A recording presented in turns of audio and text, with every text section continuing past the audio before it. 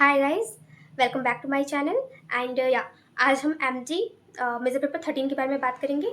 पिछले लेक्चर में हमने एमजी 12 पेपर के बारे में बात की थी। सो एमजी 13 के बारे में हमें आज डिस्कस करना है, क्योंकि आज फिर से पेपर है। और 2 से 3 घंटे पहले मैं ये लेक्चर शूट कर रही हूँ, अपना ये वीडियो।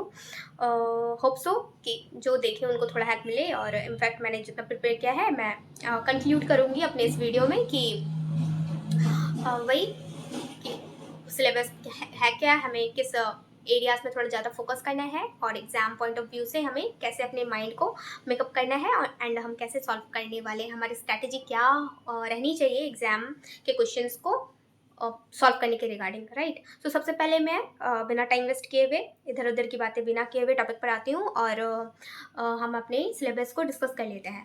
सो मेजर पेपर 13 आज हमारा पेपर है।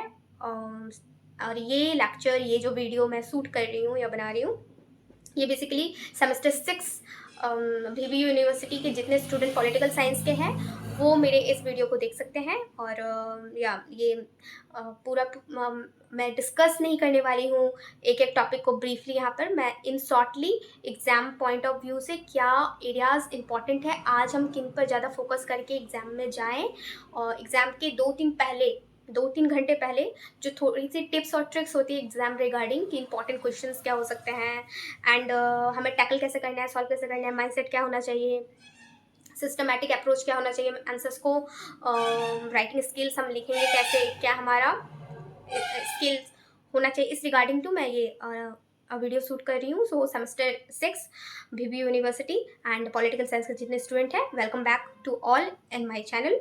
एंड या सो हम सबसे पहले सिलेबस की बात कर लेते हैं। तो सिलेबस में हमारा पेपर, आज का पेपर है पार्टी सिस्टम इन इंडिया। पिछला जो पेपर था वो पब्लिक पॉलिसी पर था, एंड नाउ आज का जो हमारा पेपर है वो है पार्टी सिस्टम इन इंडिया। तो इसके सिलेबस के अंदर क्या क्या आता है? सो इसके सिलेबस के अंदर सबसे पहले है पॉलिटिकल पार्टी। पॉलिटिकल पार्टी का हमें नेम, नेचर एंड टाइप्स, है ना, उसके टाइप्स जानने हैं एंड उनके नेचर के बारे में जानना है। देन दूसरा है establishment of the INC. INC that means Indian National Congress का एस्टैब्लिशमेंट कब हुआ। थर्ड टॉपिक है nature of party system in post independent India. That means post independent India में नेचर ऑफ पार्टी सिस्टम क्या था। एंड फोर्थ टॉपिक है कि national political parties, जैसे कांग्रेस और बीजेपी हो गई, and regional political parties. Regional political party में बेसिकली 3 पार्टी के बारे में हमें अपने सिलेबस के अकॉर्डिंग टू जानना है। वो है JMM, ठीक है, DMK and RJD, okay. And 6th topic, last topic है हमारा लेफ्ट पॉलिटिकल पार्टीज क्या होती हैं, इसके इंट्रोडक्शन के बारे में हमें जानने हैं, ठीक है। सो ये टोटल 6 टॉपिक्स हैं हमारे सिलेबस में, और इसके बारे में सबसे पहले मैं वन वर्ड टाइप के क्वेश्चंस को कवर करूंगी। सो वन वर्ड टाइप्स को कवर करने से पहले मैं चाहती हूँ कि इस वीडियो में मैं आपको political party system in India, right, party system in India जो मैंने सिलेबस डिस्कस करा उसका कुछ रफ स्केच मैं आपके दिमाग में इस क्रिएट करना चाहती हूँ। तो सबसे पहले कि हमने जैसा पढ़ा, अभी जैसा हमने डिस्कस करा, जैसा जाना सिलेबस को, तो सिलेबस को मैं थोड़ा सा डेप्थ जाके, बहुत ज़्यादा तो नहीं, हाँ थोड़ा सा डेप्थ जाके मैं डिस्कस करना चाहूँगी, ताकि माइंड मैप हम अपने दिमाग में बना सके कि क्या एक्चुअल में हमको इसके अंदर पढ़ना है या जानना है, किन चीज़ों के ऊपर में ज़्यादा फोकस पॉइंट होना चाहिए, हम किन पर राइटिंग स्किल को मतलब अच्छे से रिप्रेजेंट कर पाएंगे एग्जाम में, है ना। सो political party nature and type में सबसे पहला पॉलिटिकल पार्टी का नेचर हमें जानना है, टाइप हमें जानना है। तो इंपॉर्टेंट टर्म्स, पॉलिटिकल पार्टी होता क्या है, इंपॉर्टेंट टर्म्स के अंदर सबसे पहले हम पॉलिटिकल पार्टी के बारे में जान लेते हैं। सो पॉलिटिकल पार्टी एक ऑर्गेनाइज्ड ग्रुप होता है ना, जो कि बना हुआ ही होता है that seek to political power through election, की इलेक्शन के थ्रू उनको पावर मिले, वो पावर होल्ड करें। इसके नेचर की यदि हम बात करें तो पॉलिटिकल पार्टीज जो होती है वो स्ट्रक्चर्ड होती है, आइडियोलॉजिकली बेस्ड होती है, कोई ना कोई आइडियोलॉजी से इंस्पायर्ड होती है, एंड कॉम्पिटिट करती है फॉर पावर। मैं क्या कर रही हूँ, इन शॉर्टली सिलेबस को थोड़ा सा डिकोड करने की कोशिश कर रही हूँ कि क्या उसके अंदर में हमें बेसिकली पढ़ना होता है, राइट। टाइप्स की यदि हम बात करें तो पार्टीज के बारे में as a political science student हमें ये पता होना ही चाहिए कि पॉलिटिकल पार्टीज नेशनल लेवल की पार्टीज होती है एंड रीजनल पार्टीज होती है, राइट। उसके बाद लेफ्ट विंग पार्टीज भी होती है। ये on the classification of structure, membership, on the ideology of, on the basis of ideology, अलग अलग टाइप की पार्टीज होती है, ठीक है। सो बेसिकली हम टाइप्स में यदि हम बात करें तो इंक्लूड करके कि सिंगल पार्टी होती है, टू पार्टी होती है, मल्टी पार्टी सिस्टम होती है, left right and centralist parties होती हैं, एंड नेशनल और रीजनल पार्टीज होती है, ठीक है। तो ये टाइप्स में हमने जान लिया। अभी हम आगे ये भी जानेंगे कि किस बेसिस पर हम कह रहे हैं कि नेशनल रीजनल है, लेफ्टिस्ट राइटिस्ट सेंट्रलिस्ट है, या single party two party system या मल्टी पार्टी सिस्टम है। ये भी हम आगे के अभी कन्वर्सेशंस में जानेंगे। नाउ हमारा नेक्स्ट टॉपिक यहाँ पर है कि establishment of the Indian National Congress. तो इंडियन नेशनल कांग्रेस मतलब आईएनसी। सो आईएनसी के बारे में कुछ फैक्ट्स जो हमें पता होने ही चाहिए वो ये है बेसिकली कि आईएनसी की स्थापना हुई कब, फाउंड कब हुआ ये, है ना। सो 1885 में बाय एओ ह्यूम। ये बहुत इंपॉर्टेंट है, इसको याद रखने की जरूरत है। एंड दो फेज चला है आईएनसी के अंदर, एक एक्सट्रीमिस्ट फेज और एक मॉडरेट फेज। तो पहला मॉडरेट फेज आता है और फिर एक्सट्रीमिस्ट फेज आता है। मॉडरेट फेज जो होता है वो 1885 से लेकर 1905 तक चला। 1885, ठीक है, क्योंकि 1885 में इंडियन नेशनल कांग्रेस की स्थापना हुई, तो 1885 से लेकर 1905 तक मॉडरेट फेज चलता है। एंड एक्सट्रीमिस्ट फेज आता है 1905 टू 1905 टू 1990। ओके, सो हम जानते हैं कि आईएनसी ने इंडियन जो भी इंडिपेंडेंस मूवमेंट था उसमें कितना क्रूशियल अपना रोल प्ले करा है ना। सो ये बात ऑलमोस्ट सबको तो पता ही होगी, राइट। सो हम यदि अपने नेक्स्ट टॉपिक पर आ जाए तो वो है nature of political party system. Nature of party system in post independence India. So nature of party system में यदि हम बात करें तो आईएनसी बहुत लंबे टाइम तक पॉलिटिकल फील्ड में जमा रहा है। ये हम जानते हैं कि वन पार्टी डोमिनेशन रहा है कांग्रेस का बहुत लंबे समय तक, लाइक 1947 से लेकर 47 से लेकर 67 तक, है ना। और यहाँ पर बहुत इंपॉर्टेंट एक पर्सनालिटी आते हैं, जैसे हम कह सकते हैं कि पॉलिटिकल साइंटिस्ट रजनी कोठारी, वो टर्म कहते हैं कांग्रेस सिस्टम को। वो कहते हैं कि ये जो एरा है ये कांग्रेस का एरा चल रहा था। इतने लंबे टाइम तक कोई एक पार्टी डोमिनेशन के साथ रूल कर रही है, तो ये कांग्रेस एरा के नाम से वो इस टर्म को कॉइन करते हैं कि this is a Congress system. Okay, and फिर हम धीरे धीरे इसी एज में देखेंगे कांग्रेस के टाइम में कि क्या होता है, इमर्जेंस होने लगता है कोलिजन पार्टीज का, ठीक है, फ्रॉम 1989 से, ठीक है। उसके बाद मल्टी पार्टी उभरने लगती है रीजनल इंटरेस्ट के साथ। एंड बहुत सारे पार्टीज जो रीजनल बेसिस पर उभरती है उनका मोटिव भी होता है कास्ट, रिलीजन और रीजन का, ठीक है। देन नेक्स्ट टॉपिक जो हमारा है national political parties, Congress and BJP. उसके अंदर हमें क्या जानना है, बेसिकली हमें दो पार्टीज के बारे में जाननी है कि कांग्रेस की आइडियोलॉजी क्या है, कांग्रेस का गोल क्या है, एजेंडा क्या है ना, और इसकी पॉलिसीज क्या क्या है। एंड उसी तरह से हमें बीजेपी के भी कॉन्टेक्स्ट में यही चीज़ जाननी है। तो कांग्रेस के बारे में यदि हम जान लें तो ये ओल्डेस्ट नेशनल पार्टी है, एज वी नो कि ये ओल्डेस्ट नेशनल पार्टीज है। आइडियोलॉजी की यदि हम बात करें तो सेक्युलर, राइट, कि नेशन में कोई अपना, नेशन का अपना रिलीजन नहीं होगा, तो सेक्युलर पर बेस्ड है। डेमोक्रेटिक सोशलिज्म है। एंड पॉलिसीज की यदि हम बात करें तो पॉलिसीज में ये वेलफेयर पॉलिसी स्टेट को प्रोमोट करता है एंड मिक्स्ड इकोनॉमी पर फोकस करता है, राइट। मिक्स्ड इकोनॉमी बोलने का मतलब है कि liberal as well as welfare state. Okay, so legacy and next point हम यदि हम इस पर डिस्कस करें तो लेगेसी ऑफ फ्रीडम मूवमेंट, कि फ्रीडम मूवमेंट से ही ये पार्टी इन पॉलिटिक्स में अपना पाव बहुत रूट तक जमा चुकी थी, है ना। सो इसका domination after independence Indian politics में करना बहुत ईजी था।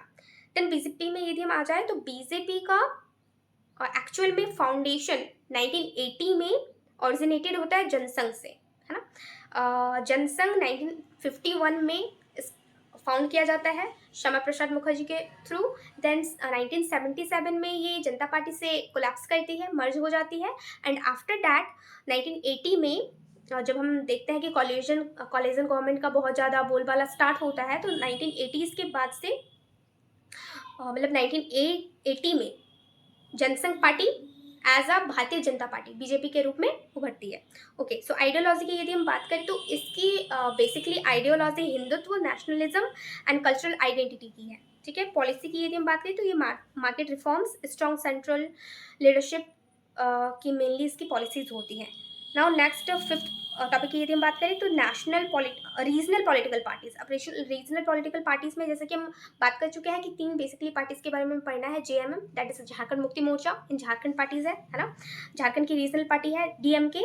डीएमके तमिलनाडु पॉलिटिक्स की पार्टी है, राइट। तो डीएमके का फुल फॉर्म है द्रविडियन, मोस्ट इंपॉर्टेंट कि फुल फॉर्म से हमें याद रखना बहुत इंपॉर्टेंट है। जेएमएम झारखंड मुक्ति मोर्चा, डीएमके द्रविडियन मुनेत्रा खजागम। ओके, ये तमिलनाडु की बेसिकली पार्टी है। And RJD, RJD that means राष्ट्रीय जनता दल, जो कि बिहार की रीजनल पार्टी है। तो हम जेएमएम की बात कर रहे हैं तो जेएमएम में बेसिकली क्या है कि जेएमएम जो है वो जेएमएम पार्टी ट्राइबल राइट्स पर फोकस करता है, statehood for Jharkhand. And main figure की यदि हम इसमें बात करें तो शिबू सोरेन जी आते हैं। एंड डीएमके की यदि हम डीएमके पार्टी की बात करें तो डीएमके में मेन ऑरिजिनेटेड ये द्रविडियन मूवमेंट से स्टार्ट हुआ है। ये एंटी हिंदू है एंड तमिल आइडेंटिटी बेस की ये बात करता है। सो नेक्स्ट इसी में हम यदि लीडर्स देखें तो लीडर्स में अन्नादुरई, सी एंड अन्नादुरई एंड करुणानिधि आएंगे। अब राष्ट्रीय जनता दल आरजेडी की यदि बात की जाए नेक्स्ट, तो आरजेडी बेसिकली बिहार की रीजनल पार्टी है जो फोकस करती है सोशल सोशल जस्टिस पर एंड एम्फसाइज करती है ओबीसी राइट्स पर। ओबीसी के राइट्स की बात करती है, यादव मुस्लिम वोट बैंक की बात करती है एंड मेन लीडर इसमें वही Lalu Prasad Yadav. Then next topic हमारा है लेफ्ट पॉलिटिकल पार्टीज। सो ये मैं कर क्या रही हूँ, ये बता क्या रही हूँ, मैं एज अ सिंपल टर्म्स में एक स्केच खींचने की कोशिश कर रही हूँ आपके माइंड में कि जो हमारा सिलेबस है उसके अंदर एटलीस्ट हमको पढ़ना क्या है ना, और अभी हम किस अकॉर्डिंग जो अपने आंसर्स को फ्रेम करेंगे। तो हमारे पास कुछ फ्रेम करने के लिए स्केच होना चाहिए दिमाग में, कुछ फैक्ट्स की फैक्चुअल नॉलेज होना चाहिए, कुछ कंसेप्ट होना चाहिए, है ना। जैसे पॉलिटिकल साइंस में जब हम आंसर्स को फ्रेम करते हैं तो कुछ बातें बहुत इंपॉर्टेंट होती है, जैसे कि हमें कॉन्सेप्चुअल नॉलेज होना चाहिए, राइट।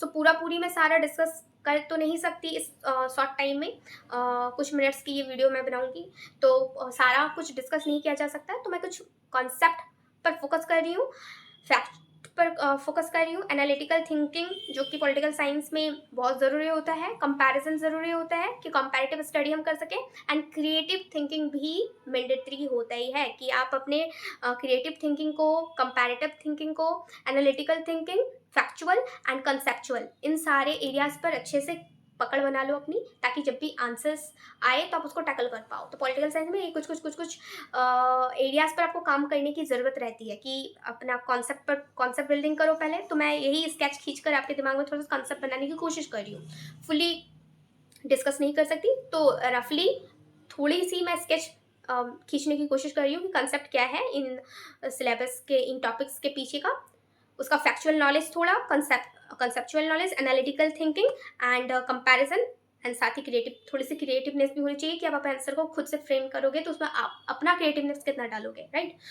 सो लास्टली हमारा बच गया left political parties an introduction. तो इसमें हम कुछ की टर्म्स की यदि हम बात कर लें तो मेनली मार्क्सिस्ट आइडियोलॉजी पर ये बेस्ड है, और मार्क्सिस्ट आइडियोलॉजी हमेशा क्लास स्ट्रगल की बात करता है, राइट, क्लास स्ट्रगल की बात करता है। मेजर पार्टी में communist party of India, CPI. तो communist party of India important यहाँ पर ये बात है कि 1925 में ये स्टैब्लिश्ड हुआ एंड फर्दर बाद में जाके ये सीपीआई-एम में टूट गया, Marxist party of communist party of India Marxist, 1964 में, ठीक है। स्ट्रॉन्ग होल्ड ये कहाँ पर किस किस स्टेट में बनाता है, त्रिपुरा में, West Bengal and Kerala, Tripura, West Bengal and Kerala में। और फोकस एरिया इसका है कि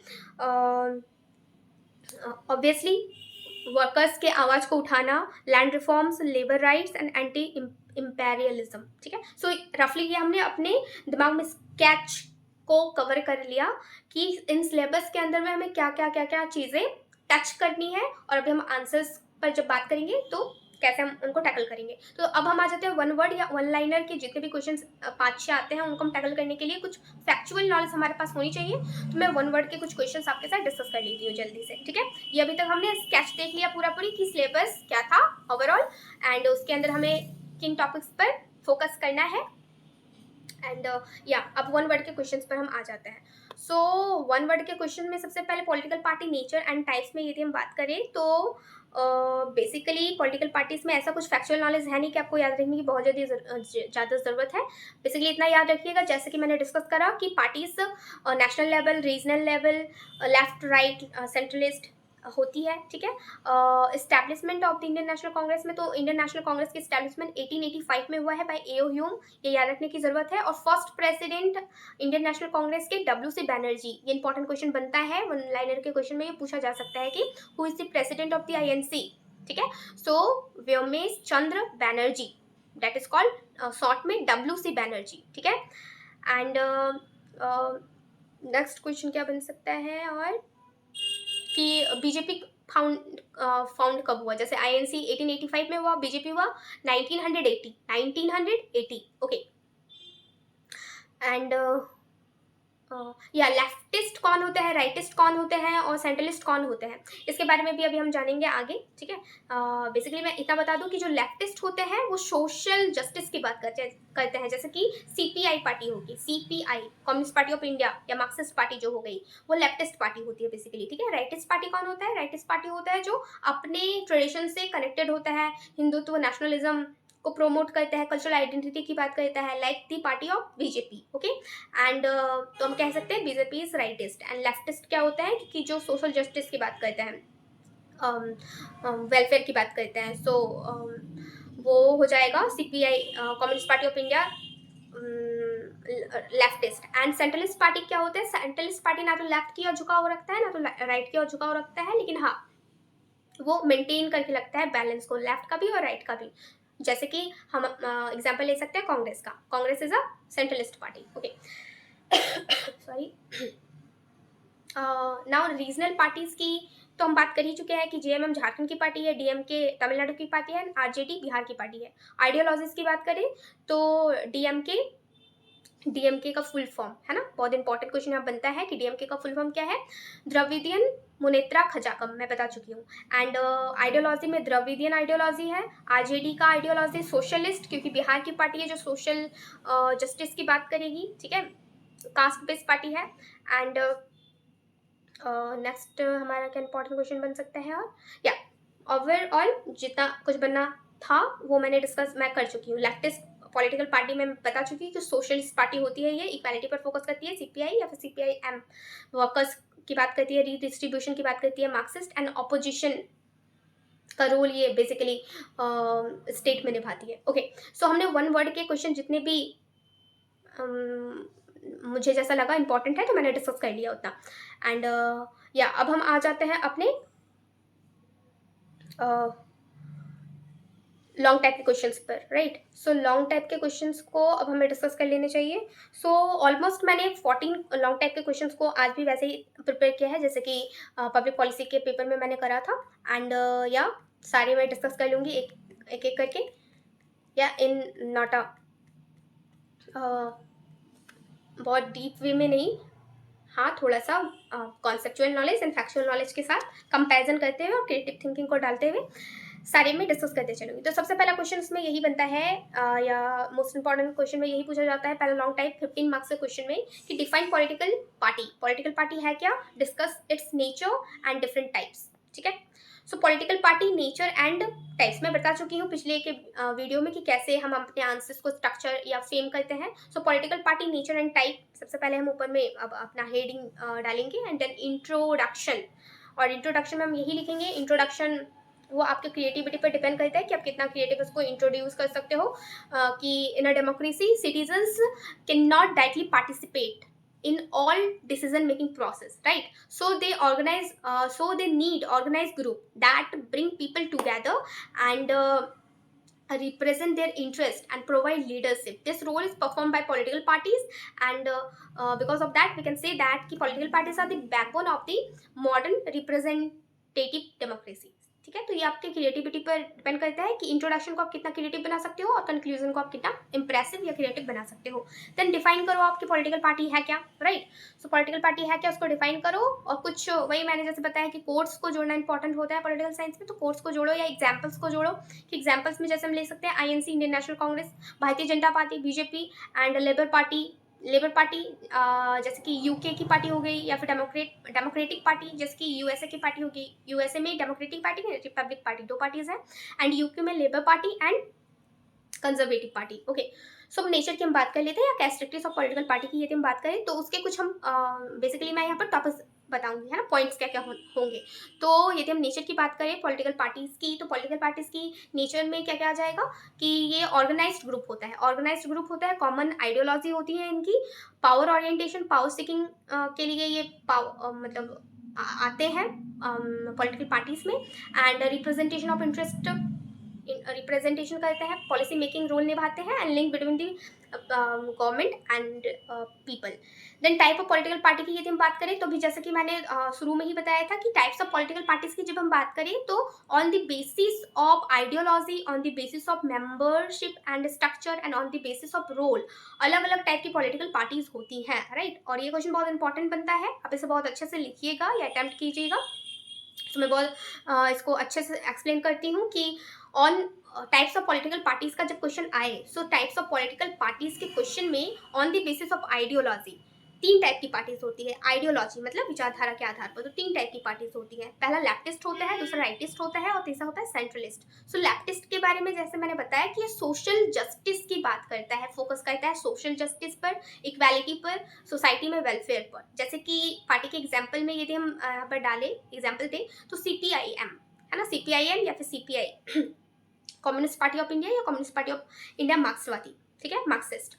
देन राइटिस्ट पार्टी कौन होता है? राइटिस्ट पार्टी वो होता है जो ट्रेडिशन पर एम्फसाइज करता है, नेशनलिज्म पर एम्फसाइज करता है, या फिर जो रीजनल बेस्ड वैल्यूज पर एम्फसाइज करता है, जैसे कि बीजेपी। सेंट्रलिस्ट पार्टी कौन होगा?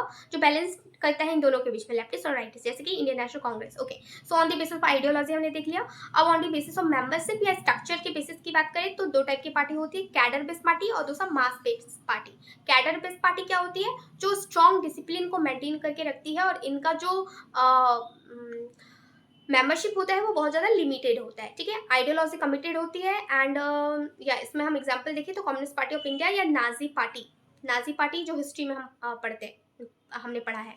उसके बाद मास बेस्ड पार्टी, ये क्या होती है कि लार्ज पीपल्स को इंक्लूड करती है, डाइवर्स सोशल बेस होता है इनका, जैसे कांग्रेस या फिर बीजेपी लार्ज पीपल को ये रिप्रेजेंट करती है, ठीक है। अब तीसरा आ जाता है on the basis of role in political party. तो on the basis of role में चार टाइप की पार्टीज होती है। पहला तो रूलिंग पार्टी जो रूल कर रही है, जैसे कि अभी प्रेजेंट गवर्नमेंट में बीजेपी। ऑपोजिशन पार्टी जैसे कांग्रेस जो अपोजिशन में होती है ना, स्ट्रॉन्ग क्रिटिक्स निकालने के लिए, चेक बैलेंस सरकार पर रखने के लिए। एंड रीजनल पार्टी जो रीजनल लेवल्स पर जितनी सारी अभी की पार्टीज हम देख रहे हैं, अलग अलग स्टेट में अलग अलग रीजनल इंटरेस्ट पर पार्टीज राइज हो रही है, तो उनको हम रीजनल पार्टी कहेंगे, जैसे कि DMK, JMM, TMC, Shivsena, RJD, ठीक है, ये सब रीजनल पार्टी होगी। नेशनल पार्टीज की तो हम जानते हैं, जैसे BJP, AAP, Congress, CPI. Okay, then इसके आफ्टर आप डायग्राम रिप्रेजेंट करो। डायग्राम कैसे रिप्रेजेंट करोगे भाई? पॉलिटिकल पार्टी, उसके नेचर को बताओ। नेचर में हमने क्या क्या पॉइंट डिस्कस करा कि ऑर्गेनाइज्ड होता है, ये आइडियोलॉजी बेस्ड होता है, पावर शेकिंग होता है, रिप्रेजेंट करता है, फंक्शंस को बताओ। जब मैं डायग्राम या माइंड मैप की बात करती हूँ तो आपको as it is mind map या फिर डायग्राम बनाना है ना। पॉलिटिकल पार्टी लिखनी है सेंटर में, फिर आपको लाइन्स खींचना है, ड्रॉ करना है ना, ड्रॉ करना है, और उस पर आपको एक कॉलम बनाना है नेचर के लिए, एक फंक्शन के लिए और एक टाइप के लिए। अब नेचर में आप लिखोगे कि नेचर में ये कॉन्टेस्ट करती है, election, policy making, bridge from people and government के बीच में ब्रिज का काम करती है, लीडरशिप का काम करती है। टाइप्स की यदि हम बात करें तो आइडियोलॉजिकल होती है, कैडर बेस्ड, मास बेस्ड, रूलिंग, ऑपोजिशन, नेशनल का ये रोल प्ले करती है, ठीक है, टाइप्स में। सो हमें प्रॉपरली माइंड मैप मतलब दिमाग में क्रिएट नहीं करना है, वहाँ पर डायग्राम बेस हमें इस पूरे जो भी हमने ऊपर में बात करा उसको डायग्राम के थ्रू शो करना है। देन कंक्लूजन में मैंने वही बताया, आप अपने क्रिएटिवनेस को यूज़ करो कि आप कुछ लाइन ऐसा डालो कि पॉलिटिकल पार्टीज क्या होती है, लाइफ लाइन ऑफ डेमोक्रेसी होती है, ठीक है, ऐसा आप डाल सकते हो। कुछ थॉट डालना है तो आप थॉट डाल के उसको कंक्लूड करो, आपका पहला ये क्वेश्चन कंप्लीट होता है, ऐसा करके, है ना। सो आप कुछ और कोर्स इसमें, जैसे कि कोर्स में डाल सकते हो कुछ थिंकर्स के, कि एडमंड बर्ग कहता है, एडमंड बर्ग बहुत इंपॉर्टेंट नाम है, इनके कोर्स को आप डाल सकते हो। सातोरी इसमें बहुत इंपॉर्टेंट नाम आता है पॉलिटिकल पार्टीज में, सातोरी। रजनी कोठारी हम सुन ही चुके हैं, योगेंद्र यादव भी आएंगे। उसके बाद मॉरिस डुबर्जर्स, है ना, मॉरिस डुबर्जर, ये सब कुछ इंसान, कुछ पर्सनालिटी ऐसे हैं जो पॉलिटिकल पार्टी के रिगार्डिंग तो अपना थॉट देते हैं, इसलिए हम यहाँ पर ये सारे नामों को thinkers as a personality, as a perspective में डाल सकते हैं, इनके कोर्स को यूज़ कर सकते हैं। सो सातोरी कहते हैं कि political party is any political group identified by a official level that represent election in a capable of placing through election candidate or public office। मतलब पब्लिक के इंटरेस्ट को रखकर जो भी डिसीजन पॉलिटिकल पार्टीज के थ्रू ली जाती है, that is more important in the that is more important for the election process also, ठीक है। एंड सातोर ये भी कहते हैं कि पावर जो होता है, पावर मैकेनिज्म के लिए ही सिर्फ पार्टीज पॉलिटिक्स में नहीं आना चाहिए पार्टीज को, है ना, उनको इस पॉइंट ऑफ व्यू से भी आना चाहिए कि उनको वो किसी के रिप्रेजेंटेटिव्स हैं और उनको अपने पीपल्स के लिए जाके वहाँ पर काम करना है, ठीक है। सो डुवर्जर भी एक स्कॉलर है जो भी आकर यही कहते हैं कि simple majority, single ballot system, favour two party system. यहाँ पर वो हाईलाइट करते हैं कि इलेक्ट्रोल सिस्टम कितना ज़्यादा इंपॉर्टेंट प्ले रोल करता है for shaping the party system, ठीक है। आई थिंक कि बहुत ज़्यादा आपको समझ नहीं आ रहा होगा कि ये सब नाम हम क्या क्या जान रहे हैं। ये स्कॉलर्स हैं जो मैं बात कर रही हूँ, डुवर्जर, सातोरी, ये पॉलिटिकल सिस्टम के कुछ स्कॉलर्स के नाम हैं जिन्होंने अपना point of view party regarding to दिया है, political party system in India के रिगार्डिंग टू दिया है। इन इंडिया नहीं, डुवर्जर की जब हम बात करें तो वेस्टर्न थिंकर है। सो इन्होंने कुछ थॉट्स दिया है, लॉज दिए हैं, डुवर्जर के बहुत से लॉज भी हैं जो मैं फर्दर वीडियोस में आपसे डिस्कस करूंगी जब हम कॉम्पिटिटिव पॉलिटिक्स के सारे लेक्चर्स को कवर करेंगे, है ना। सो या नाउ फिर हम इसे कंक्लूड कर, हाँ ये क्वेश्चन तो मैंने वैसे पूरी डिस्कस कर लिया कि modern democracy unthinkable safe in term of parties, right. And ना हम नेक्स्ट क्वेश्चन पर आ जाते हैं कि how did India's party system develop after independence. Independence के बाद इंडिया का पार्टी सिस्टम कैसे डेवलप हुआ, तो वही development of party system in India after independence. Introduction of intro करो कि 1947 इंडिया इंडिपेंडेंट हुआ, देन आफ्टर कैसे कैसे फेस चले, फिर कोट डालो आप यहाँ पर रजनी कोठारी या फिर योगेंद्र यादव, रजनी कोठारी और योगेंद्र यादव का, कि कांग्रेस डोमिनेशन, एक टाइम था जब कांग्रेस का ही डोमिनेशन था, कांग्रेस सेंट्रिक थी, है ना। अब क्या हो गया है कि अब जो एरा चल रहा है पॉलिटिक्स में इंडिया के, तो मल्टी पार्टी पॉलिटिक्स चल रहा है कि अब बीजेपी दूसरी पार्टी है जो डोमिनेंस के साथ पावर में आई है। फेजेस ऑफ डेवलपमेंट की बात करें, ये जो फेजेस ऑफ डेवलपमेंट है ये मोस्ट इंपॉर्टेंट क्वेश्चन बनता है, तो इस चीज़ को बहुत अच्छे से सुनिएगा और अपने आंसर में उतारने की कोशिश कीजिएगा कि फेजेस ऑफ डेवलपमेंट की यदि हम बात करें तो सबसे पहले डोमिनेशन ऑफ कांग्रेस चलता है ना। डोमिनेशन ऑफ कांग्रेस कब से कब तक, देश आज़ाद कब हुआ हमारा, 1947। सो 1947 से 1967 तक कांग्रेस का डोमिनेशन होता है ना। और रजनी कोठारी इस कांग्रेस को कांग्रेस सिस्टम के नाम से डिफाइन करते हैं कि ये पूरा एक सिस्टम ही चल रहा था कांग्रेस का, इतना लंबे टाइम तक कांग्रेस ने रूल किया। उसके बाद क्या होता है, दूसरा स्टेज आता है era of competition and decline of Congress. कब से कब तक, 1947 से 1947 से 67 तक हमने देख लिया। अब 67 से 77, सो ये दूसरा एरा स्टार्ट होता है, एरा ऑफ कंपटीशन का, जब कांग्रेस को कॉम्पिटिट करने के लिए छोटे छोटे पार्टीज उभरना स्टार्ट हो गई, है ना। जैसे कि डीएमके तमिलनाडु में, और भी अलग अलग पार्टीज रीजनल लेवल पर आना स्टार्ट हो गई थी। कब, ये टाइम चल रहा है 67 से 77, ठीक है। अब क्या होता है 75 में, हम जानते हैं 1975, यदि नहीं जानते हैं तो हमें जानना चाहिए as being a political science student कि 1975 में इमरजेंसी इंदिरा गांधी के थ्रू लगाया गया। एंड 75 में जब इमरजेंसी लगाया गया 77 तक, तो 77 में इंदिरा गांधी के गवर्नमेंट को अपोज करने के लिए नॉन गवर्नमेंट पार्टी सबसे पहली बनी, दैट इज जनता पार्टी इन 1977, है ना। मोरारजी देसाई के लीडरशिप में। सो जनता पार्टी 1977 में फॉर्म हुई, लेकिन उसने क्रिटिक्स करके तो वो सत्ता में आ गई, पावर में आ गई, लेकिन उसका अपना कुछ एजेंडा था नहीं कि अब रूल कैसे करेंगे। सो फिर से वो बाउंस बैक हो गई एंड फिर से कांग्रेस को ही मजबूरन लोगों को चूज करना पड़ा और फिर से 1980 में फिर से रिवाइवल होता है कांग्रेस का। ठीक है, तो ये लुक समझ में आया।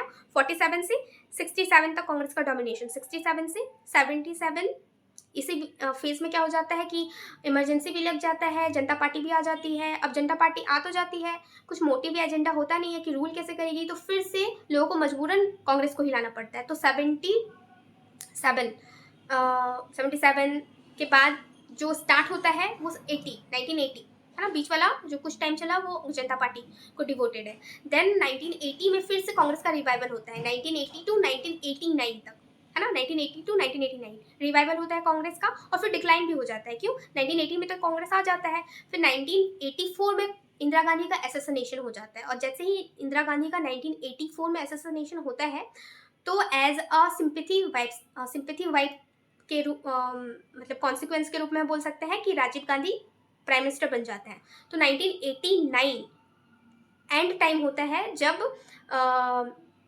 कांग्रेस का इतना डोमिनेशन से लोग परेशान हो गए हैं, है ना, छोटी मोटी पार्टी उभरना स्टार्ट हो गई है।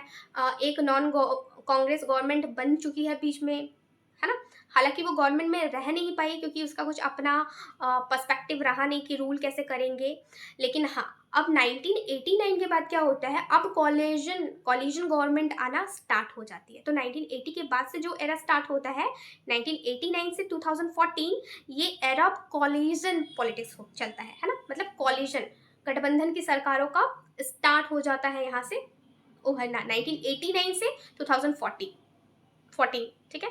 सो कॉलिजन जो होता है तो हम कुछ जैसे हम जानते हैं यूपीए एनडीए, ये क्या होता है, यूपीए कांग्रेस का कॉलिजन होता है, एनडीए बीजेपी का गठबंधन या कॉलिजन होता है। एंड आज के टाइम में जो यूपीए का न्यू कॉलिजन है वो इंडिया के नाम से है ना, INDIA, Indian National Democratic Indian National D Democratic Inclusive, I से इंक्लूसिव और ए से Alliance, so Indian National Democratic Inclusive Alliance. पहले यूपीए के नाम से था कांग्रेस का अलायंस और कॉलिजन, और अब इंडिया के नाम से, क्योंकि कुछ और बहुत सारी पार्टीज मिलके उसको उस स्ट्रक्चर को, उसके साइज को बड़ा करा है, तो नाम चेंज कर दिया गया है कांग्रेस के थ्रू कि यूपीए का कॉलिजन नहीं, अब हम इंडिया का कॉलिजन गवर्नमेंट है, राइट। एंड बीजेपी का तो जस्ट वही है, NDA, National Democratic Alliance. Okay, so हमने ये फेजेस जान लिया कि 1947 से 67 कांग्रेस का डोमिनेशन, 67 से 77 जिसमें बीच में 75 में इमरजेंसी लगा, 77 में जनता पार्टी बना, एंड फिर रिवाइवल 80 में इंदिरा गांधी का ही हुआ, 84 में उनका असैसिनेशन हो जाता है, फिर राजीव गांधी बनते हैं। उसके बाद 80 से 89 तक, है ना, 1980 से 1989 तक। अब 1989 से स्टार्ट हो जाता है कोलिशन एरा, सो 1989 से 2014 कोलिशन एरा चलता है, एंड 2014 टू ऑनवर्ड अभी तक क्या हो रहा है, one party domination, another party that is BJP, है ना, बीजेपी का डोमिनेशन स्टार्ट हो जाता है। सो बीजेपी 2014 के इलेक्शन में मोदी जी के नेतृत्व में या फिर लीडरशिप में 282 सीट के साथ जीतती है, एज अ मेजॉरिटी पार्टी के रूप में वो उभर के आती है। एंड डोमिनेशन के साथ फिर से 2019 का जब चुनाव होता है, इलेक्शन, जनरल इलेक्शन होता है, तो 303 सीट के साथ वो जीतती है। ठीक है।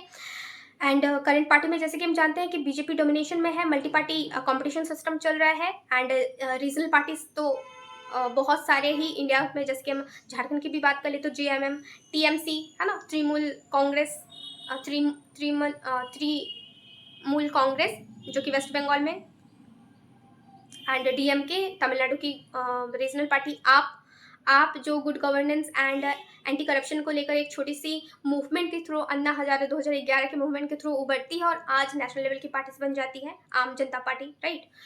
सो उसके बाद हम कुछ डायग्राम या फ्लो मैप के थ्रू इसको समझाएंगे कि पहला फेज क्या रहा 1947 से 67, 67 से 77, फिर 80 से 80 से 84 या 80 से 89 या 80 से 89, 1980 से 1989 एंड 1980 से 1989 से 2014 एंड 2014 टू ऑनवर्ड।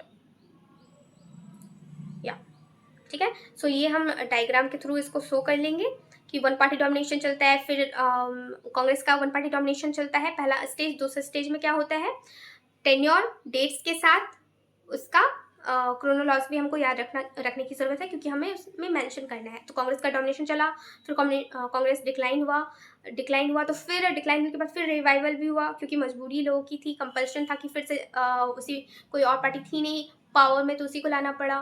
फिर इंदिरा गांधी का एसोसिनेशन हुआ, तो रीजनल पार्टीज कोलिजन के साथ आना स्टार्ट हो गई, मल्टी पार्टी फॉर्म हुआ, और फिर दूसरा डोमिनेशन अब चल रहा है, दैट इज बीजेपी एरा। है थिंकर्स में आप नाम डालो, रजनी कोठारी जो कांग्रेस सिस्टम की बात करते हैं, एंड योगेंद्र यादव जो बात करते हैं कि किसी टाइम में Congress centric and collegian centric चल रहा था और अब बीजेपी सेंट्रिक चल रहा है। देन कंक्लूजन में अपना कंक्लूजन पॉइंट इनिशिएटिव क्या बोलते हैं, क्रिएटिवनेस के साथ डालो, है ना, क्रिएटिवनेस के साथ डालो, मतलब pluralism, federalism, social change, caste, religion, region, इन सब पर अब बेस्ड हो गया है हमारा पॉलिटिक्स, राइट। सो इसीलिए हम सोशल कॉन्टेक्स्ट में बात करें या फिर रीजनल पार्टी के कॉन्टेक्स्ट में बात करें, तो पॉलिटिक्स का लेवल अब नेशनल से रीजनल रूट्स पर बढ़ चुकी है।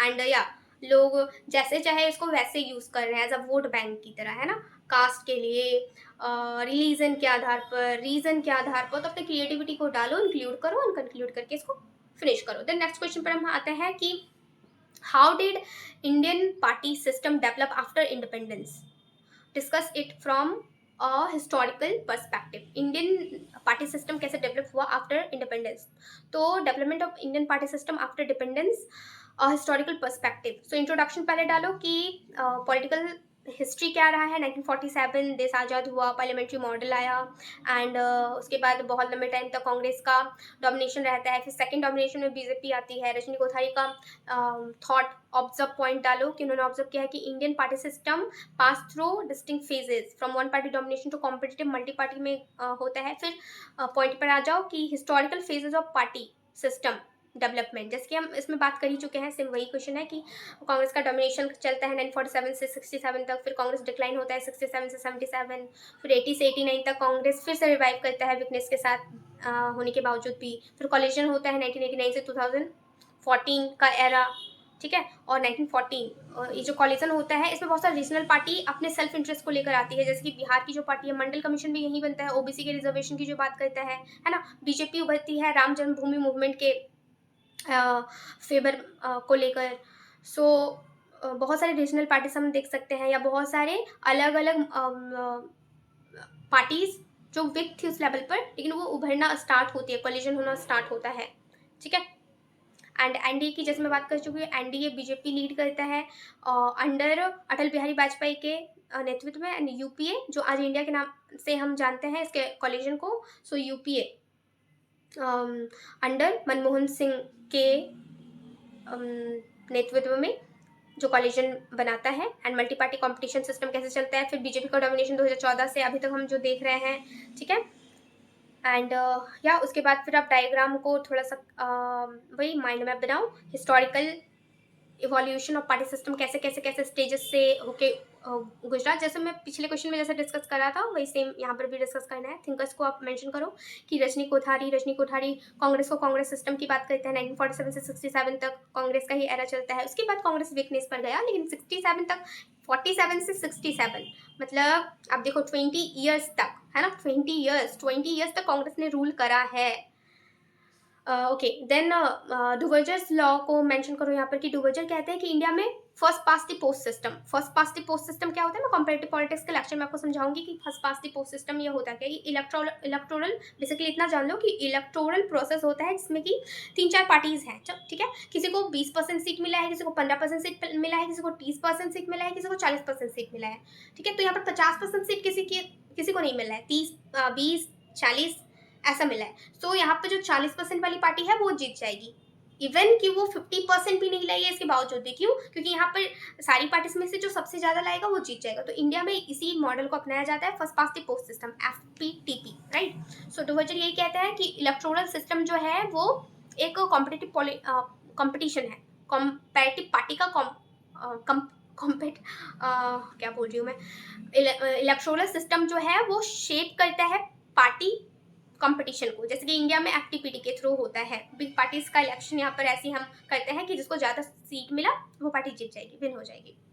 उसके बाद योगेंद्र यादव, जो मैं लाइन आपको बता चुकी हूँ, ये कहते हैं कि शिफ्ट हुआ है पावर में, कि कांग्रेस सेंट्रिक होकर एक एरा चल रहा था जब कांग्रेस सेंट्रिक था पावर, फिर कॉलेजन सेंट्रिक होता है, और अब जो है वो BJP सेंट्रिक हो जाता है, ठीक है।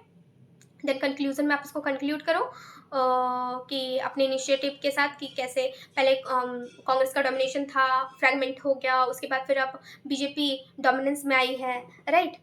या नाउ अब हम नेक्स्ट क्वेश्चन की बात कर लेते हैं कि discuss the establishment, objective and role of Jharkhand Mukti Morcha. सो झारखंड मुक्ति मोर्चा के कुछ हम ऑब्जेक्टिव की बात कर ही चुके हैं कि झारखंड मुक्ति मोर्चा का फुल फॉर्म क्या होता है, सॉरी मतलब GMM का फुल फॉर्म क्या होता है, झारखंड मुक्ति मोर्चा। एस्टैब्लिशमेंट कब हुआ, रोल क्या है, ऑब्जेक्टिव क्या है। तो इंट्रोडक्शन में आप इंट्रोड्यूस करो इसको कि 1972 में ये फाउंड किया जाता है बाय ट्राइबल मूवमेंट्स को देखकर। शिबू सोरेन इसके लीडर होते हैं। एंड कुछ कोर्स मेंशन करो कि महेंद्र सिंह प्रताप ने मेंशन किया है कि रीजनल पार्टी जिसकी GMM क्या करती है, मार्जिनाइज वॉइस को रेज करती है। एस्टैब्लिशमेंट की, वही जेम के एस्टैब्लिशमेंट की यदि हम बात करें तो मैंने बता चुकी हूँ मैं कि 1972 में एस्टैब्लिश होता है। Shibu Soren main figure. Jharkhand movement, Jharkhand identity, tribal rights, social justice, cultural rights को लेकर ये उभरता है। ऑब्जेक्टिव की बात करो तो statehood for Jharkhand, tribal rights, social economic rights, cultural right, regional right, democratic representation. Role की यदि हम बात करें तो क्रिएशन ऑफ झारखंड क्रिएशन की बात करता है 2000 में। Representation of tribal interest, collagen government, collagen politics की बात करता है। एंड रीजनल पार्टी इन्फ्लुएंस, उसके बाद वही पॉलिसी इम्पैक्ट। फिर आप इसका डायग्राम स्केच करो, जैसे कि मैंने बताया कब ये एस्टैब्लिशमेंट हुआ, ऑब्जेक्टिव क्या है, रोल क्या है इसका, है ना। थिंकर्स को जोड़ो, रजनी कोठारी और योगेंद्र सिंह जैसे कैरेक्टर्स का डेफिनेशन कुछ कुछ जोड़ो। रजनी कोठारी मेन कांग्रेस सिस्टम की बात करेंगे, उससे लिंक करके ही अपने कुछ ना कुछ थॉट को देंगे। एंड योगेंद्र यादव जो है वो बात करेंगे बेसिकली कि एक टाइम था जब कांग्रेस सेंट्रिक था, फिर कॉलेजन सेंट्रिक हुआ, और अब क्या है कि रीजनलाइज सेंट्रिक हो चुका है, या रीजनलाइज को बेसिक मतलब ज़्यादा से ज़्यादा डोमिनेशन मिल रहा है ना, डोमिनेशन मिल रहा है, उनके वॉइस को जस्ट रेज किया जा रहा है। देन कंक्लूड करो आप कि GMM डेमोन्स्ट्रेट कर रहा है democracy in India is about only the national parties but also the empowering the local communities identity, ठीक है। उसके बाद नेक्स्ट क्वेश्चन में हम आ जाते हैं कि discuss the ideology, foundation, leadership and social base of राष्ट्रीय जनता पार्टी। तो राष्ट्रीय जनता पार्टी बेसिकली आप इसके बारे में इतना फैक्ट जानो कि राष्ट्रीय जनता पार्टी जो है वो बिहार की रीजनल पार्टी है।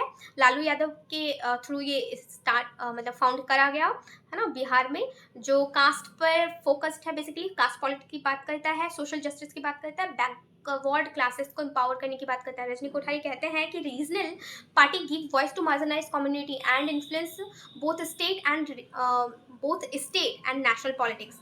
एंड आइडियोलॉजी की बात करें तो सोशल जस्टिस की, secularism, social equality, welfare orientation, democratic federalism की बात करता है। Ideology reflect the principle of social justice movement in Bihar influenced by the leader like Lalu Prasad Yadav and the Mandal commission recommendation backward classes OBC के। रिजर्वेशन की बात करता है ना, जो 1990 में दिया जाता है। लीडरशिप की यदि हम बात करें तो RJD में Lalu Prasad Yadav formal chief minister भी रहे हैं ये बिहार के। एंड या इसका थोड़ा सा क्या है, हेरिडिटरी हमने देखा है कि OBC क्लासेस के और ज़्यादा मुस्लिम कम्युनिटी वोट बैंक पर यह काम करा इस पार्टी ने ज़्यादातर। राबड़ी देवी जो इन्हीं की वाइफ है, ये भी हम इनको भी देख चुके हैं कि ये बिहार के चीफ मिनिस्टर बन चुकी है। देन इन्हीं के हेरिडिटरी में अभी प्रेजेंट गवर्नमेंट में तेजस्वी यादव जो प्रेजेंट लीडर होल्ड कर रहे हैं, है ना, लीडर का पोजीशन होल्ड कर रहे हैं, करेंट लीडर लालू प्रसाद के पॉलिटिकल लेगेसी में, ठीक है। तो यहाँ पर क्या हम देख रहे हैं, परिवारवाद थोड़ा चल रहा है हेरिडिटरी वाइज। सो ये कास्टिज्म पर ज़्यादा फोकस करती है। एंड झारखंड जो है वो जस्ट साउथ बिहार से अलग होकर एक अलग अपना डोमिनेशन जेएमएम पार्टी ने राइज करा, और इस मेन फोकस यही था झारखंड जेएमएम की कि स्टेटहुड हमें मिलना चाहिए, हमें एक अलग रिकॉग्निशन मिलना चाहिए, क्योंकि हम Jharkhand as a tribal area बहुत ही अलग है caste basic area of the Bihar से, right. Then social base of RJD, तो सोशल बेस क्या है भाई, बैकवर्ड क्लासेस को ज़्यादा यहाँ पर डोमिनेशन पावर को रेज करा गया, उनको एम्पावर करा जाए, दलित एंड माइनॉरिटी कम्युनिटी जैसे मुस्लिम और यादव का वो वोट बैंक करते हैं, poor rural poor and support through Mandal politics. Then आप माइंड मैप या डायग्राम स्केच करो कि राष्ट्रीय जनता दल जेआरडी का आइडियोलॉजी क्या है, लीडरशिप क्या है, सोशल बेस क्या है, एंड थिंकर्स को ऐड करो, वही रजनी कोठारी का कुछ थॉट, योगेंद्र योगेंद्र यादव का कुछ थॉट, फिर कंक्लूड करो, कंक्लूड करके अपने थॉट प्रोसेस को कि करिस्मेटिक लीडरशिप हो रही है। करिस्मेटिक लीडरशिप में नेक्स्ट के वीडियोस में बताऊंगी आपको कि करिस्मेटिक लीडरशिप क्या होता है, जब हम किसी पर्सनालिटी को देखकर वोट दे रहे होते हैं, जैसे मोदी जी को लोग देख के सिर्फ वोट देते हैं, चाहे बीजेपी से कोई भी खड़ा हो, तो करिस्मेटिक उसी तरह से बिहार में लालू प्रसाद या उनके फैमिलीज में योगेंद्र तेजस्वी यादव है ना, ऐसे पर्सनालिटीज को देखकर लोग वोट देते हैं, तो एक करिस्मेटिक लीडरशिप चलता है बिहार के पॉलिटिक्स में basically, and caste based politics तो चलता ही है, right. Regional parties and secularism welfare इन सब की बात की जाती है। JRD demonstrate how regional parties can transform marginalised voice into political power with in India democratic framework. Okay, the next question, how is the role of political party determined in the election process in India? मतलब political party का role को determine करना है कि election process में कैसे ये effect करते हैं। तो रोल ऑफ पॉलिटिकल पार्टी पहले इंट्रोड्यूस करो कि पॉलिटिकल पार्टी होता क्या है, corner stone of political corner stone of democratic election, representative democracy, people can not directly govern नहीं कर सकते हैं अपने खुद से, तो वो किसी को चुनते हैं, रिप्रेजेंट करते हैं, है ना। देन आप डिटरमाइन करो political parties role in election की कॉन्स्टिट्यूशनल रिकॉग्निशन मिलता है, election commission in over emphasise होता है, ओवरसाइट होता है, डेमोक्रेटिक डेमोक्रेटिक कॉम्पिटिशन होता है, voter representation and candidate selection, campaigning, mobilisation, coalition alliances and ये मैं बता के रही हूँ तो पॉइंट्स बता रही हूँ, है ना। उसके अंदर हम क्या लिख सकते हैं, पॉलिसी एंड मैनिफेस्ट गाइडेशन होता है। देन डायग्राम को आप मेंशन करो कि लीगल रिकॉग्निशन मिलता है, लीगल रिकॉग्निशन कैसे मिला, कैंडिडेट सेलेक्शन कैसे हुआ, वोटर मोबिलाइजेशन कैसे हुआ, थिंकर को ऐड करो, रजनी कोठारी डुवर्जन जैसे थिंकर्स, फिर क्रिएटिवनेस के साथ अपने कंक्लूजन को एंड कंक्लूड करो आंसर को कि सेंट्रल और डिसीसिव रोल होता है इंडिया के इलेक्शन प्रोसेस में पॉलिटिकल पार्टीज का। In India political parties are not just participant in election but they are the framework through which democracy operate. उन्हीं के थ्रू, पॉलिटिकल पार्टी के थ्रू ही आने वाले टाइम में पॉलिसीज बनेगी, लॉज बनेगा, रूल बनेगा, तो वो एक लिंक की तरह काम करते हैं डेमोक्रेसी, इंडियन डेमोक्रेसी में, है ना। Now next question, discuss the need for electoral reforms, की क्यों नीड पड़ी इंडिया में, इन इंडिया, है ना। Discuss the need for electoral reforms in India and contribution of political parties. So need of electoral reforms in India and need of political parties में पहले introduce करो कि इलेक्शंस कॉर्नरस्टोन होता है India की democracy में, करप्शन, क्रिमिनलाइजेशन या फिर पॉलिटिक्स, ये सब या मनी पावर, ये थ्रेटेंड करता है कहीं ना कहीं इंडिया के इलेक्टोरल प्रोसेस के फेयरनेस को। और उसके बाद कुछ स्कॉलर्स के लाइन जोड़ो, जैसे एसआर बोमई कमेटी ये क्या कहती है कि electoral reforms essential to cleanse the democratic process and make it countable to the people, कि काउंटेबल बनाना ज़रूरी है पीपल्स के लिए, क्योंकि पीपल के लिए है। सो नेक्स्ट टॉपिक आप इस पर बात करो कि need for electoral reforms, electoral reforms की नीड क्यों पड़ी हमें। तो इलेक्टोरल रिफॉर्म्स की नीड में कुछ टॉपिक्स, जैसे कि इलेक्टोरल रिफॉर्म्स इसलिए चाहिए कि कंट्रोल ऑफ पावर, है ना, muscles power and money power दोनों को कंट्रोल करना है, ट्रांसपेरेंसी बनानी है पॉलिटिकल फंडिंग में, फेयर रिप्रेजेंटेशन हो, एंड इंटरनल डेमोक्रेसी बनी रहे पार्टी के अंदर में, एंड या एब्सोल्युटली कि इफिशिएंट इलेक्टोरल एडमिनिस्ट्रेशन हो। एंड नेक्स्ट टॉपिक पर हम आए तो contribution of political parties into electoral reforms, मतलब इलेक्टोरल रिफॉर्म्स में पॉलिटिकल पार्टी का क्या कंट्रीब्यूशन है। तो पहला यही कि ये प्रोमोट करता है इंटरनल डेमोक्रेसी को, सपोर्ट करता है क्लीन इलेक्शन को। तीसरा पॉइंट है कि campaigning for electoral awareness and legislative support. Now encouraging coalition and yeah, absolutely issue based politics की भी बात करता है। एंड डायग्राम की यदि हम बात करें तो डायग्राम या माइंड में जैसे कि मैंने जितना पूरा पूरी डिस्कस करा उसी को आपको डायग्राम में शो कर देना है कि इलेक्टोरल रिफॉर्म्स इन इंडिया में नीड क्या पड़ी, रोल क्या है एंड मेजर्स क्या क्या है। ठीक है, ईवीएम को कैसे इंट्रोड्यूस करा गया, क्यों करा गया, अब इन सारे पॉइंट्स को डालो, फिर थिंकर या पर्सपेक्टिव को डालो। एसआर बोमैल कमेटी ने क्या कहा, योगेंद्र यादव ने क्या कहा, रजनी कोठारी ने क्या कहा, कंक्लूड करो कि स्ट्रेंथन करता है पॉलिटिकल रिफॉर्म्स को एंड इंश्योर करता है अकाउंटेबिलिटी को, राइट, अकाउंटेबिलिटी इंश्योर करता है ताकि और ये क्रूशियल भी है इंडिया के डेमोक्रेटिक सिस्टम को बनाए रखने के लिए। Then next question, analyze the functioning and ideology principle of political parties in India। ठीक है, मतलब functioning and ideology discipline of political party in India का को डिस्कस करना है आपको। तो functioning and ideological discipline of political party in India, पहले तो इंट्रोड्यूस करो कि बैकबोन होता है इंडियन डेमोक्रेटिक पॉलिटिक्स का, effectiveness, stability and credibility show करता है ये इंडियन डेमोक्रेसी में। रजनी कोठारी का एक लाइन ऐड करो आप यहाँ पर कि political structure, party structure political competition में, party structure in political competition and link between citizen with government but their internal functioning shapes the quality of democracy। या कि पार्टी के अंदर में कैसे उसका अपना इंटरनल फंक्शनिंग चल रहा है, ये democracy of the quality, democracy India के पार्टी सिस्टम की डेमोक्रेसी के क्वालिटी को इनहेंस करता है। Now functioning of political parties, political parties के फंक्शन की यदि हम बात करें तो इसमें कुछ टॉपिक्स को हम एड ऑन कर सकते हैं कि पॉलिटिकल रिप्रेजेंटेशन क्या है, leadership recruitment, political representation, right, functioning of the party system, political representation कैसा है पार्टी का, लीडरशिप रिक्रूटमेंट कैसा हो रहा है, पॉलिसी फॉर्मेशन कैसे कर रहा है, and mobilisation of public policy क्या है, कॉलेजन बिल्डिंग कैसे हो रही है, वॉचडॉग की तरह काम करती है। आइडियोलॉजिकल डिसिप्लिन की बात करें तो definition, importance, challenges and example दो, फिर डायग्राम दो और स्कॉलर्स के थॉट्स को जोड़ो, रजनी कोठारी, डुवर्जर और योगेंद्र यादव। देन कंक्लूड करो कि strengthening ideological discipline alongside functional efficiency is essential for robust democracy in India, कि बहुत ज़रूरी है कि आप इलेक्टोरल रिफॉर्म्स को इंट्रोड्यूस करो स्ट्रेंथन करने के लिए, आइडियोलॉजी डिसिप्लिन को बनाए रखो और फंक्शनिंग पर भी फोकस करो इंडिया के डेमोक्रेटिक पिलर्स को स्ट्रेंथन करने के लिए, right. And now next question है analyse the, I am sure कि बहुत सारी चीज़ें आपको समझ नहीं आ रही होगी, लेकिन या रिकैप करना है तो रिकैप में मैं ऐसी ही स्पीड के साथ चल सकती हूँ। जब मैं बहुत डिस्कस करने के साथ साथ पढ़ाऊँगी तो आपको बहुत अच्छे से समझ में आएगा। अभी बस आप एज अ क्विक रिव्यू इतना सुन सकते हैं।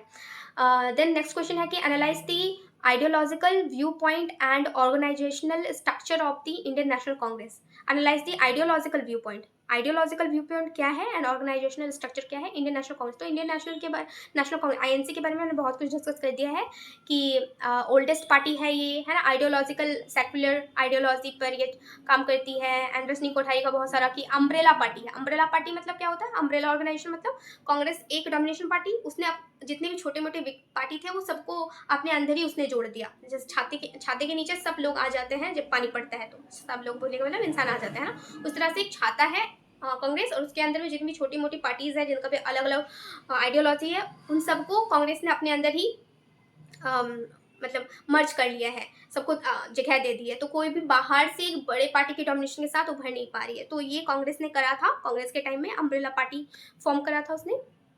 सो ये रजनी कोठारी एड्रेस करते हैं ऐसे आइडियोलॉजी या पॉइंट ऑफ व्यू की बात करें इनसी के, तो secularism, democratic, social justice, economic development, national integrity की बात करता है। And organisation structure of INC की बात करो तो ऑल इंडिया लेवल पर, स्टेट लेवल पर, डिस्ट्रिक्ट लेवल पर और ऑक्सिलरी लेवल पर, जैसे यूथ कांग्रेस, विमेंस के लिए भी महिला कांग्रेस, ये सब भी चलते हैं। ठीक है, डायग्राम कोई आइडियोलॉजी फ्रेमवर्क की टर्म्स, फिर थिंकर्स या फिर पर्सपेक्टिव को डालो कि रजनी कोठारी का क्या थिंक पॉइंट रहता है, लिपसिट एक स्कॉलर आते हैं उनका क्या थिंक पॉइंट रहता है। कंक्लूड करो कि Indian National Congress adaptability and structural organisation have allowed it to maintain a key player in Indian politics for over a century, right. Next question critically examine, आपको critically examine करना है rise and development and ideological basis on the Bharatiya Janata party. तो भारतीय Janata party के बारे में भी मैं बहुत कुछ बता चुकी हूँ कि कैसे 1951 में जनसंघ श्यामा प्रसाद मुखर्जी के लीडरशिप में बनता है, ठीक है। उसके बाद 1977 में ये मर्ज हो जाता है जनता पार्टी के साथ, एंड 1980 में ये इमर्ज होता है as a Bharatiya Janata Party by Lal Krishna Advani and Atal Bihari Vajpayee के लीडरशिप में, ठीक है। इंट्रोड्यूस करो ऐसे क्रिएटिवनेस के साथ। देन रजनी कोठारी का लाइन जोड़ो कि BJP represent the growing role of ideological party and cultural nationalism in India in electoral process. Then rise and development of BJP का वही पॉइंट जोड़ते जाओ कि रूट इन बीजेपी जनसंघ 1951 से 1977 तक, राइट 1951 से 1977 तक, 1977 मतलब वही जनता पार्टी। उसके बाद 1980 बीजेपी का इमर्ज होता है। फिर 1980 से 1990 क्या होता है, rise through Hindutva and issue politics. छोटे छोटे पार्टीज भी राम जन्मभूमि के मूवमेंट को लेकर ये पार्टी अपना जस्ट स्ट्रेंथन करती है, पॉलिटिक्स में अपना पाव जमाती है। एंड फोर्थ पॉइंट पे हम आ जाएंगे कि कंसोलिडेशन एंड नेशनल डोमिनेशन 1998 से लेकर अभी तक हम यही देख रहे हैं कि अटल बिहारी वाजपेयी 1998 राइट। 1998 से 2004 अटल बिहारी वाजपेयी कैसे एनडीए कॉलिजन करते हैं, और 2014-19 का तो हम जनरल इलेक्शन देख ही चुके हैं कि कैसे BJP with a majority domination party के साथ नरेंद्र मोदी लीडरशिप में आते हैं। देन आइडियोलॉजी जोड़ो कि Hindutva, nationalism, social politics, economic politics and social justice and cultural और कंजर्वेशन की बात करता है। Good governance and leadership, strong leadership की बात करता है। देन वही डायग्राम अब करो कि राइज और डेवलपमेंट हुआ कैसे, आइडियोलॉजी क्या है, कीडम क्या है, थिंकर पर्सपेक्टिव जोड़ो, रजनी कोठारी, योगेंद्र यादव, एंड कंक्लूड करो उसको कि BJP illustrate how ideology, organisation and issue based mobilization interest to create enduring political influence in a democratic party. Okay, then next question, under what circumstance was the Indian National Congress established? What was the purpose of its establishment? तो Indian National Congress के बारे में हम बहुत कुछ बात कर चुके हैं कि एओ ह्यूम 1885 में established होता है। Umbrella party, old party, Bipin Chandra इस पर एक कोट देते हैं कि Congress was born out of the necessity to give India a collective voice in matter of governance under colonial rule। हाँ, तो इस पर यही आता है कि colonial rule को सपोर्ट करते हुए कि क्या क्या circumstances था, colonial rule था उस टाइम में, challenges बहुत सारे थे सोसाइटी में, सोशल इकोनॉमिक, उसके बाद ग्लोबल इश्यूज भी थे, नीड एक प्लेटफॉर्म की ज़रूरत पड़ी थी डिबेट के लिए, पर्पस क्या था, तो इस्टेब्लिशमेंट का वही रिप्रेजेंटेशन होना था, यूनिटी की बात थी, अवेयरनेस नहीं था लोगों में, एजुकेशन का, नेशनलिज्म डायग्राम दो, फिर थिंकर पर्सपेक्टिव को जोड़ो, कंक्लूड करो कि establishment of INC mark the beginning of structure political engagement in India, laying the ground work for the country struggle for independence. की इंडिपेंडेंस के टाइम में इंडिया को एकजुट करना ही बहुत बड़ा रोल था उस टाइम में, है ना, करना। उसके बाद political, next question, political party are the backbone of democracy. इस पर आप थोड़ा सा अपने nature importance, explain the nature importance of political parties, ठीक है। Then political party background of, political parties का background of democracy, nature and importance की बात करेंगे। तो वही इंट्रोडक्शन दो आपकी, बैकग्राउंड ऑफ डेमोक्रेसी तो है ही पॉलिटिकल पार्टीज, एंड नेचर की यदि हम बात करें तो ऑर्गेनाइज होती है, आइडियोलॉजी बेस्ड होती है, पावर शेकिंग होता है, link between government and citizen. Importance की बात करें तो representation, leadership, mobilisation, stability, opposition promote करता है। डायग्राम दो, थिंकर की बात करो एंड कंक्लूड करो लास्टली। उसके बाद प्लूरलिज्म की बहुत सारी मल्टी पार्टीज आ गई है, अब हम इंडियन पॉलिटिक्स में देख रहे हैं। नाउ नेक्स्ट क्वेश्चन आता है कि throw light on the process of development and Congress system, discuss the characteristics that Congress during the Nehru period. तो नेहरू पीरियड के टाइम में जस्ट वही सारे टॉपिक्स आ जाएंगे फिर से कि डोमिनेशन होता है, कैसे डोमिनेशन चल रहा था, वीक कैसे होता है पार्टी, फिर कैरेक्टरिस्टिक्स में पॉइंट डालो कि Nehru one party domination, ideology, inclusiveness, umbrella party, then after की कंक्लूड करो उसको, डायग्राम दो, कंक्लूड करो, थिंकर पॉइंट्स डालो, एंड फिर नेक्स्ट हमारा क्वेश्चन आ जाता है corruption and corruption, casteism, criminalism. कैसे अफेक्ट करता है पॉलिटिकल पार्टी को। तो इसके ऊपर में तो हम क्रिएटिवनेस के साथ बहुत अच्छा लिख सकते हैं इस आंसर को कि पिलर, डेमोक्रेसी का पिलर पॉलिटिकल पार्टीज होता है ना। रजनी कोठारी का लाइन इसमें कोट करो। करप्शन कैसे मिसयूज कर रहा है फंड्स को, ब्राइब को कैसे बढ़ा रहा है, स्कैम्स कितने हो रहे हैं, उसके बाद कास्टिज्म कैसे रीजनल पार्टीज का मुद्दा बनते जा रहा है, एंड क्रिमिनलाइजेशन कितने सारे चीज़ों पर हो रहे हैं, एमएलए एमपी लेवल पर भी। द डायग्राम एंड या उसके बाद फिर आप थिंकर्स को जोड़ो, कंक्लूड करो।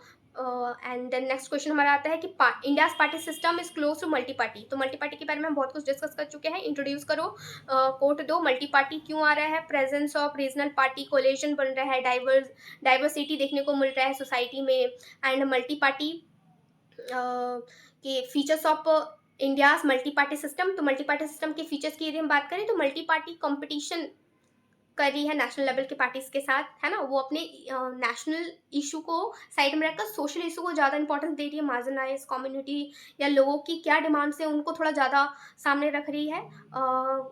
कॉलिशन गवर्नमेंट तो हम देख ही रहे हैं।